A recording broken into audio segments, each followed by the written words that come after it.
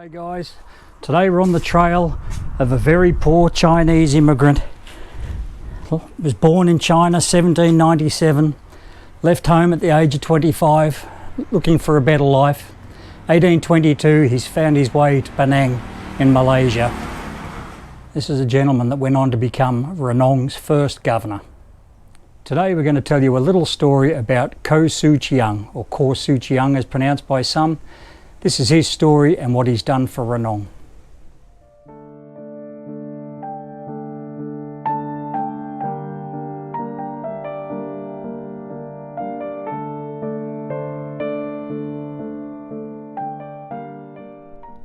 Now, Ko Suchi Young stayed in Malaysia for a number of years, just trading all little bits and pieces. He did have a boat at one stage, and he traded along the coast of the Malay Peninsula, and he did trade up as far as Renong. And one of those visits to Renong, he discovered that Renong had a lot of tin in the area. So he eventually, around about 1844, he went into tin mining. He moved to Renong, and he was eventually made the royal collector of royalties for the Siam government at the time. He was doing so well in 1844. They also gave him sole rights to all of the tin mining in Renong. Renong only had about 17 houses in it, so it was a very small village, but there was the beginnings of some mining in the area. Eventually, in 1854, Renong was made into a province, and as a result of that, they needed a governor, and Ko Suchi Young had already done enough to make himself the first governor of Renong. Yeah. This light here, the gentleman's telling me, this light here actually comes from England, 150 years old now. Was in the original household. We are in the original household here actually. Well, this is one room of the original household. So there's a photo of his original household. The room that we're in at the moment is this little one in the middle. So all of this is now gone, but this bit in the middle is still here, slightly modified.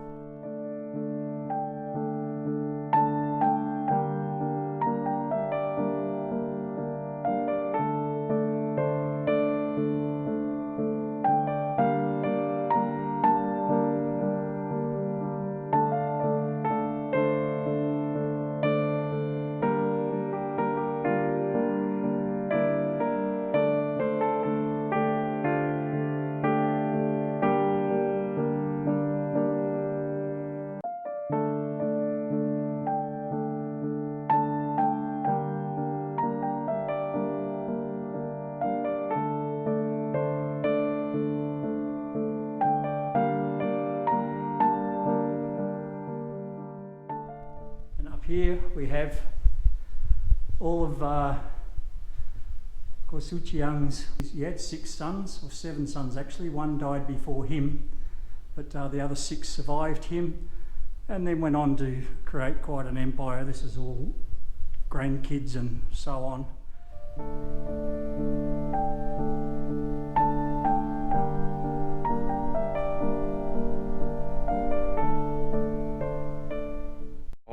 น้ำร้อนใส่ในนี้น้ำร้อนจะอยู่ในนี้และกลับเข้ามาวางมันอุ่นอยู่ได้นาน Oh, อาหารร้อนใช่ไหม ใช่ Oh, you put hot water in here. It's like a hot water bottle for your food.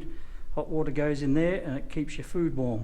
This is from ฝรั่งเศสใช่ไหม ใช่ This one's actually from France.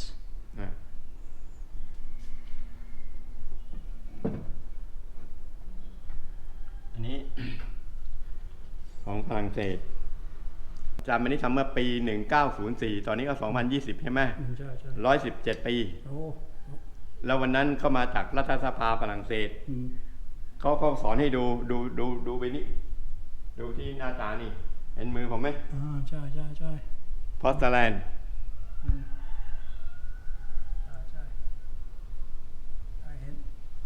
ใช่ไหมฝรั่งเศสจาก from France.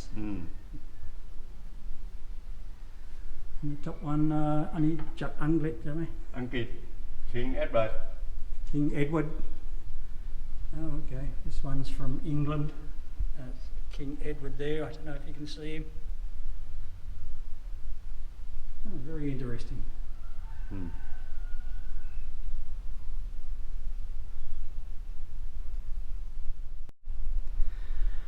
This gentleman here is just telling me this is one of the grandchildren of Ko Suchi Young. He's third generation. This gentleman here is actually fifth generation. He is an Renong, but he is actually fifth generation. Okay? And that passport is actually a French passport. This is 50-something rye, I believe. I'm not sure how many acres that is. The land that we're on here. This all belonged to the governor. We're going to have a walk around the outside soon, but you can possibly see some of the walls there in the distance. The whole area was fenced in because at one point the pirates from Burma were coming into Renong and stealing iron ore from Ko Suchi Young. So he actually mounted a campaign against the pirates and actually fought them quite viciously, and quite a few were killed, and he was able to repel them. He then fortified his premises here in case they came back, and he also had lookouts in mountains and things in the area and salient points around the area, trying to work out if the Burmese were coming back again. Mentioned, as he got older, he became a little bit ill, and he returned to China for some time, and in 1876 he was forced to return to Renong because the Chinese labourers staged an uprising, not only in Renong but also down in Phuket. There was about 2,000 labourers staged an uprising over paying conditions basically. But they say that with a very, very firm hand, they don't give a great deal of detail, but with a very, very firm hand, he was able to stop the revolution. The Siamese government at one point thought they were going to lose control of the entire province, but with that firm hand, he was able to put a stop to the revolution, which made the Siamese government very, very happy. Seemingly he was a bit of a goer. He was quite polygamous as well, apparently. He did have a Chinese wife, then he had a Thai wife. After his second wife died and he went back to China for that brief time, he brought back a young 18-year-old Chinese girl with him, and he wanted somebody to make his lovely home here look much, much more beautiful by having a pretty young girl here. Now, the land where Ko Suchi Young is buried is on the outskirts of town a little bit, not far from here, about 1 kilometre from here. He's actually buried on a plot of 150 acres, which is pretty large plot. And that plot was given to the Zhou family, his family, by the king at the time, King Rama V, that was. There's an old Chinese proverb: a tiger dies and leaves a skin, a man dies and leaves a name. This apparently is inscribed in Chinese characters on, or one of the inscriptions on his tombstone when we get out there later on. I won't be able to read it, of course, but it actually does say that on one of his headstones. It's nearly 140 years now since he passed away. The House of Renong, which he founded, and the name Renong is still has survived the winds of change quite well, and his family, or the family name Renong, is still one of the wealthiest and most well respected. To date, his dynasty has outlasted many, many others of their kind in this region. Every time a new governor is appointed, or any senior officers, government officials, whenever they take their appointments, before they can take their appointment, they have to go out to his grave and pay respects to him before their appointments become official. This poor Chinese immigrant in his adoptive country has gone from rags to riches and made a very, very big name for himself, and set an example that to this day is still considered one of the most shining examples of behaviour and credibility throughout Thailand.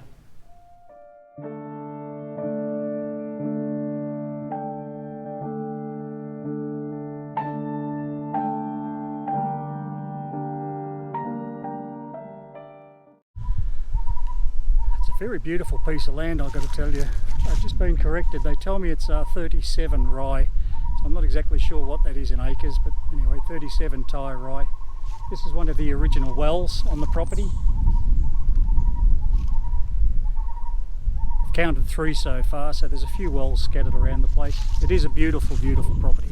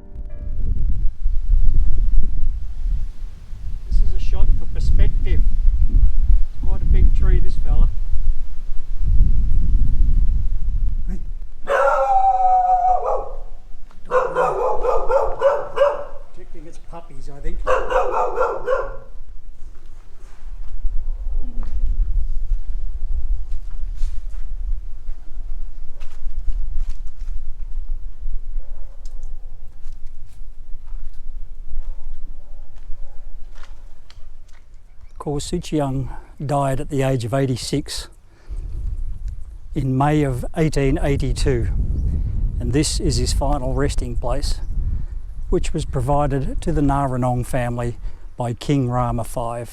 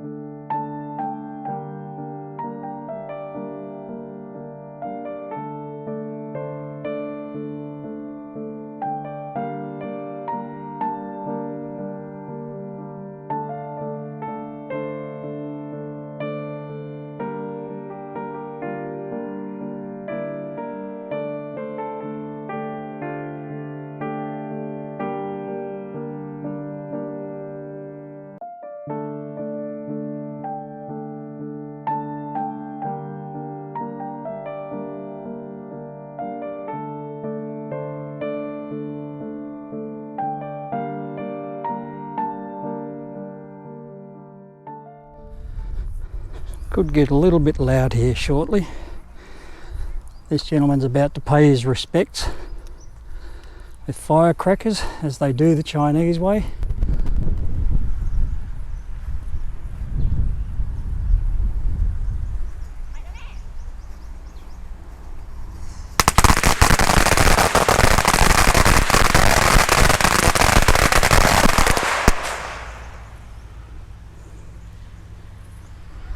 The Chinese say this is a very lucky area for Ko Suchi Young to be buried, mainly because of its position. He has a mountain to his back and he's facing the sea. Of course, we can't see the sea from here. It's quite a way through the distance over there, but the sea is there eventually. We also have these two, as they call them, noble warriors. Noble warrior statues, and they apparently stand to strengthen the stability of the family and the city. I do apologise about the bottles of water and things left around, but that is all part of the rituals when they come to pray. It's not rubbish.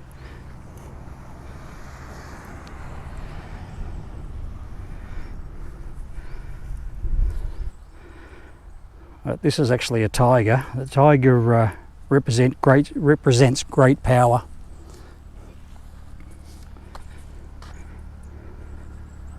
And the horses here represent quick manoeuvrability.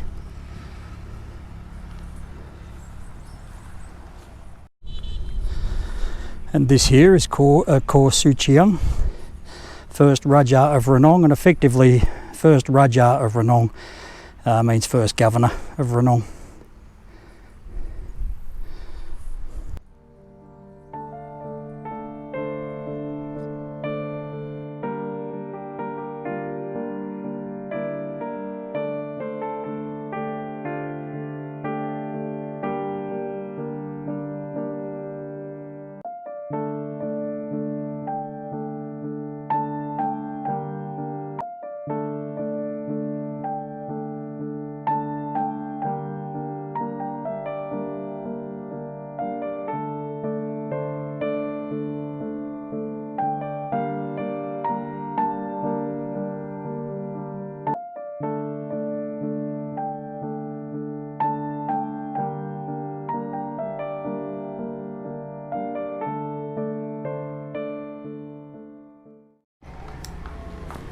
There you go, that's another day done. We had a bit of a look around Ko Suchi Young's residence and down to his grave and whatever. Hope you found that interesting. It's time for a couple of beers now before heading home, as I like to do at a Ma and Pa shop, what we call the Ma and Pa shop. Anyway, thanks for joining me. Hope to see you again in the next video. If you like this one, don't forget to hit subscribe and click the notifications if you want to see some more. So until next time, cheers, all the best.